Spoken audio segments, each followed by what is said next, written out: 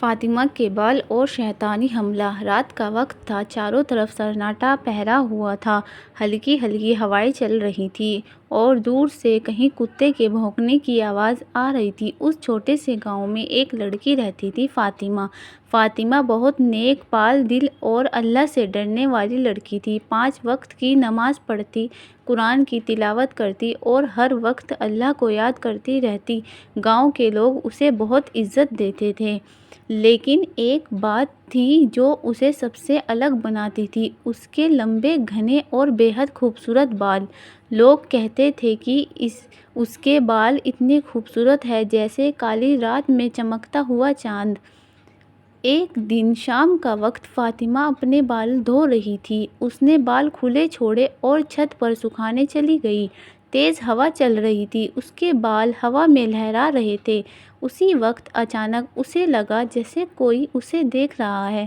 وہ گھبرا کر پیچھے مڑی، لیکن وہاں کوئی نہیں تھا۔ اس نے خود سے کہا، شاید میرا وہم ہے، لیکن اس رات سے سب کچھ بدل گیا۔ اس رات فاطمہ سو رہی تھی، اچانک آدھی رات کو اس کی آنکھ کھل گئی۔ اسے ایسا محسوس ہوا جیسے اس کے بالوں کو دھیرے دھیرے کوئی چھو رہا ہے۔ اس کا دل زور زور سے دھڑکنے لگا۔ وہ ڈرتی ہوئی اٹھی۔ کمرے میں اندھیرا تھا۔ اس نے دیا جلایا، لیکن وہاں کوئی بھی نہیں تھا۔ اچانک اس کے بال خود بخود ہلنے لگے۔ فاطمہ چیخ پڑی، کون ہے وہاں؟ کوئی جواب نہیں آیا، بس ٹھنڈی ہوا اور ایک ڈراؤنی خاموشی۔ اگلے دن سے عجیب گھٹنائیں بڑھنے لگیں۔ اس کے بال خود الجھ جاتے، رات کو کھڑکی اپنے آپ کھل جاتی، اسے فسفساہٹ سنائی دیتی، فاطمہ فاطمہ۔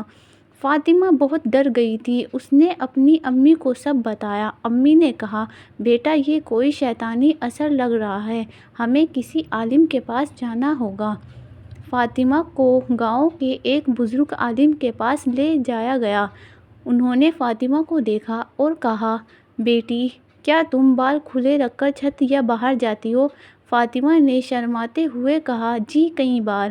مولانا صاحب نے گہری سانس لی اور بولے، یہ غلطی ہے، شیطان اور جن ایسے لوگوں کو نشانہ بناتا ہے جو اپنے آپ کو ڈھک کر نہیں رکھتے، خاص کر بال۔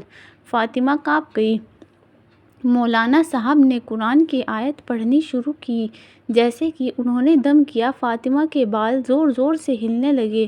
اس کی آواز بدل گئی، اسے چھوڑ دو، یہ اب میری ہے۔ کمرے میں بیٹھے سبھی لوگ ڈر گئے۔ مولانا صاحب نے اونچی آواز میں کہا، نکل جا اللہ کے حکم سے۔ فاطمہ زور زور سے رونے لگی، اس کا شریر کانپ رہا تھا۔ کچھ دیر بعد سب شانت ہو گیا۔